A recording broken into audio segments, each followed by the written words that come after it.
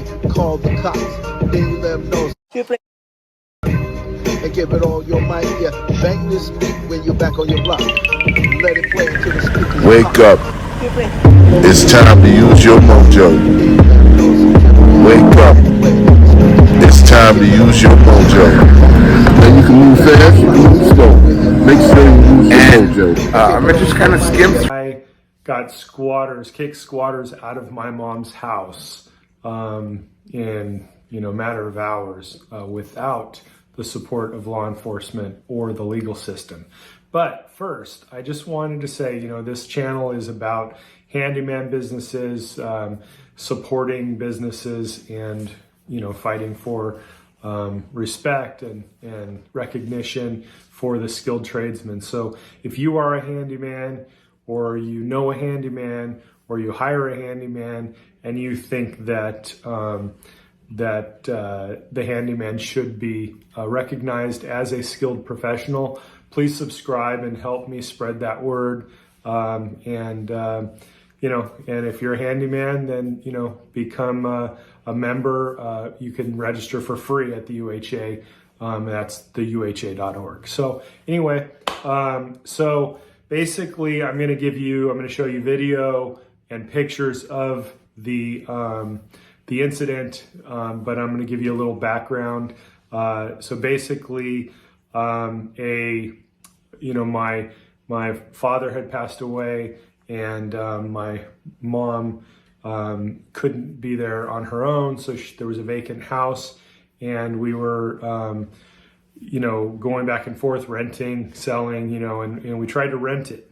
This individual reached out to us to rent it. She's a prison guard, and she reached out, and basically she didn't have any money, didn't have any credit, wanted to just trade repairs for whatever. And so we didn't approve her. Well, apparently she reached out because she was moving or something already in the process.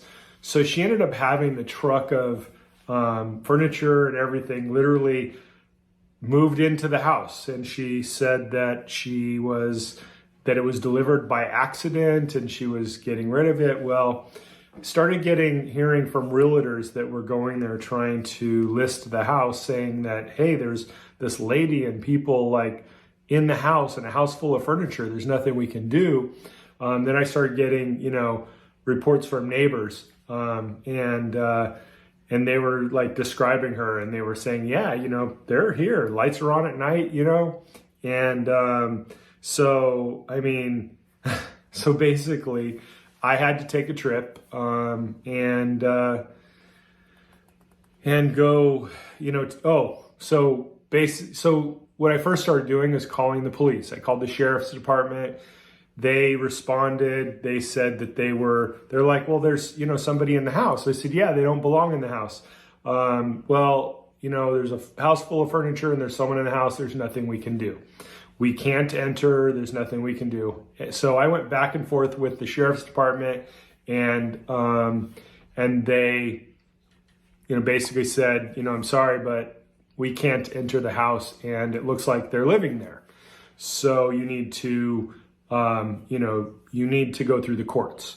So at the end of this video, I will bring the sheriff's department back into this because I visited them after this and actually talked to the sheriff. But so basically, the prep work to do this, I'll go into, and I'll kind of describe each thing before I show you videos and pictures. But the first thing I did was I wanted to show legal cause for me since the house wasn't in my name. So we wrote up a lease agreement between my mom and I stating that I was the legal resident. Me being the legal tenant for the house, all I needed to do at that point was do the same thing they did and occupy the house. So, I've heard so many stories about people that, have gone through major things with the courts, and it takes so long, and it just, and squatters' rights. So I just kind of figured out how I could do it without that delay, without all those problems. So if they could take a house, then I could take a house. So if they're the squatter and they have rights, well, then if I become the squatter on the squatter, then I should have rights, right? So I printed out lease agreement, my mom signed, I signed, legal, binding agreement saying that I'm the tenant, legal tenant of the house, okay? So now I load up my Jeep, I take firearm just in case. I'm assuming it's the prison guard that's there, but I don't know for sure. And I pack up my dog and we go on a road trip. And I think it was like a 12-hour drive, and it's up in Northern California. And so I get there, and I get there at like 4 a.m. and I pull up and there's cars in the driveway. And so I kind of stay in the city I was in. I stood out like a sore thumb. So I sit like back a few houses down the street, and I sleep in my Jeep and I wait till morning. And about 7:30, 8 a.m., there was, things happening, and cars pull out of the driveway. So about that time, I would say like 8:30, 9 o'clock in the morning, I go to, I pull in the driveway, and I figure, and I'm taking a chance that everybody's out of the house now at this point. So with everyone out of the house, I feel like I can now get in the house, but I have keys, so I don't have to break in. So I walk in, and here's the video of me walking in the house, and you'll see all the furniture and boxes and things like that.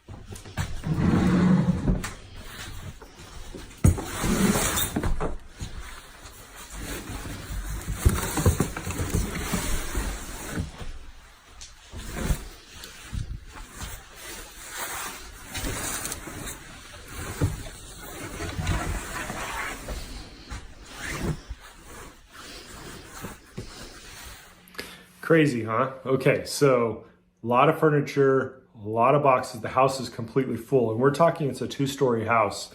And I didn't even go everywhere. I went. What you saw is the living room and the front bedroom. So so what I do now is I establish that yes, there's like tons of stuff in there. I was completely shocked.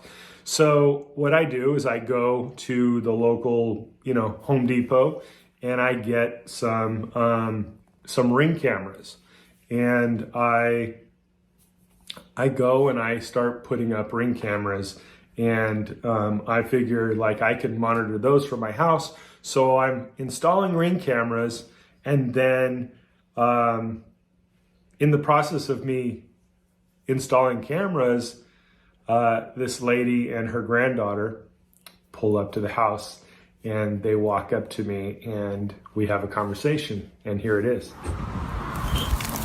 Hi, are you Flash? Yeah. I'm Marla. Hey. I'm really sorry about all this. I really am. It's just, it's a nightmare beyond. I mean, The stuff is in the house. You told me that it was accidentally delivered and it was in the garage. no, I didn't say it was in the garage. Oh, no. I never said that. But Well, but anyway, I mean, it's been in the house for a lot. a long Yeah. time. And, It I've has. had realtors over here telling me they can't do anything because of all this stuff. And so basically, I'm up here, I'm leaving, and it all has to be out before I leave. I've got guys scheduled to come take the stuff out later today. So either you take it out or I have to take it out and put it out on the driveway until it gets picked up. But I can't leave with anything in there, or whatever's left in there is staying in there. So I'm putting cameras up and a security system, and I have to deal with this house. I understand. So it's been way too long, and you know, I need to do something. I need to get rid of it. I understand. So I have lost my crew somewhere, and I'm trying to load them down, but we're gonna load by load take it out of here. Okay. Well, yeah. I mean, at this point I have no choice. I just need to. I understand. I would be in I mean, I was less friendly overwhelmed about by the this. amount of stuff when I pulled in here. When I pulled in here yesterday, I mean, I didn't expect all this. So, Okay, well, but this has just been a nightmare all along, and yeah, I'm sorry to have added to that. I really am. I'm sorry. you know, I wish we could have worked something out, but I couldn't do anything with no money. I hear that. So, all right, but at this point, you know, I'm not. Yeah, clearly, I didn't call the police and press charges or anything like that. I just want it done, and then you and I need to talk about the financial inconvenience that this has caused, because I haven't been able to do anything with this house for months, because every time they come over here, they tell me that there's people here and that there's furniture in the house. So And who's telling you that the realtors. that there's people here? Because Yeah. So neighbors tell me that they see people coming in and the lights on. Someone went in and turned on the power because their power was off to the house. So neighbors have been telling me that there's been a lady and some other people, like young and old, and some a mixture between female and males, coming into the house at night, and the lights are on at night. well, that would I not got be neighbors us. there, neighbors there, neighbors there, and neighbors That would there. never be us. And those sir. are the ones that have been calling me, telling me.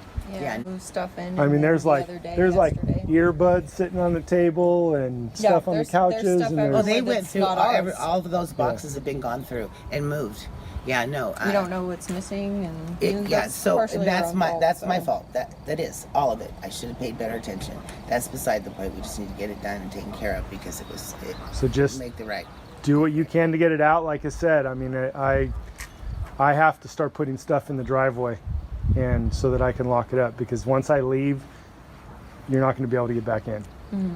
But we Okay, haven't- so I'm we trying to haven't give been- it you. hasn't- We have none of us. No, but I'm have saying did to that. get your stuff. I'm saying Yeah, I get know. your stuff out. Even if you can't, even if you don't have something to haul it with right now, get it out. Get it out here so that I can secure the house up. That's all. That's what I'm asking. Okay. Okay, because I don't want to be the one tomorrow telling you, I'm sorry, I've got to lock it up and leave. I don't have flexibility here. I hear you. So that's why I'm telling you, just do everything you can to just get it out here. Okay, because then you can sit somebody here and worry about go get a truck at Home Depot for $17 or whatever. Yeah. You know what I mean? Yeah. So that's why I'm just telling you, I don't want to have this conversation tomorrow and be like, I'm sorry, I have to hit the road, and I'm, you know, because at that point, you know, I just have to secure the house, and I just have to go and all right. So yeah, just, you know, do what you need to do. I'm going to be doing stuff, and just come and go and do what you need. Front doors on. So she tries playing it off as in like she's just storing her stuff there, and oh my gosh, did you see that somebody's been in the house? When I already at that point had not only scoped it out, saw the same car in the driveway, but which she didn't know, but I had neighbors describing her. So when I saw her, I already knew what she looked like. The neighbors had already confirmed that she was in the house. She was there daily, nightly. And but she was trying to play it off as though like she was surprised. Oh my gosh. And they've gone through my boxes and everything else. So obviously, you know, that wasn't the case, but she didn't know what I knew. So basically, you know, I talked to, there was tons of stuff. So I had to be prepared for her not to move out, or not be able to get the stuff out. So I saw a couple young guys across the street, big, strong guys. I walk over and I'm like, hey, you know, do you guys need any furniture?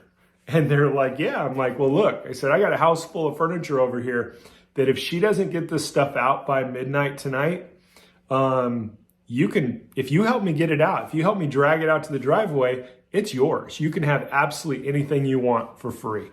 And they're like, sure, awesome, you know. So I already had them lined up. And then, so she agreed to get the stuff out. And I, flat out, it's like, it's whatever. In my mind, I'm thinking, whatever you leave is mine, right? You're not going to be able to go back in the house. And I didn't want to be that guy. I was trying to be nice about it, as you could hear in the video. I just wanted it done. I just wanted them out, and I needed them out as fast as possible. So the funny thing is, she was having trouble getting somebody there to help. So at one point, and I wish I had this on video, she came over to me and she said, "So, you know how you said you had help?" I said, "Yeah." She says, "Well, do you think they'll help me?" And I laughed, and I'm like, I said, "They were going to help me because I was going to give them your furniture." I said, "I'm sure they'll help you, but if you're not going to give them the furniture, you'll probably have to pay them." So, they get the stuff out, right? She brings in trucks and has a bunch of people, and all day long, they're taking stuff out, and you can see pictures. I've got pictures and video of like the driveway, and here you go.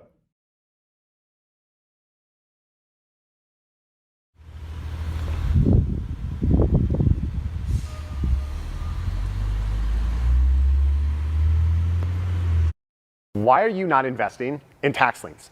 No, seriously.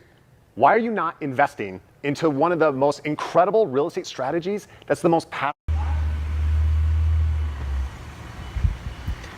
Oh, look at there. Rick's Handyman Service just showed up. Interesting.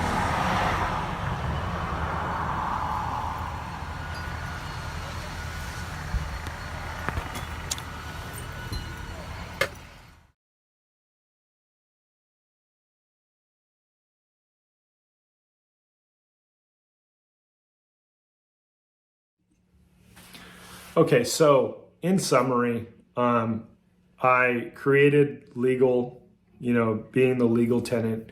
I then waited for them to vacate so then I could be the squatter. So I move into the residence basically. I put up security cameras and I let her know that, this is what I'm doing so that if you enter again, I'm going to call the police and trespassing, and I'm going to have you on video. I think just the fact that I was there was enough. Now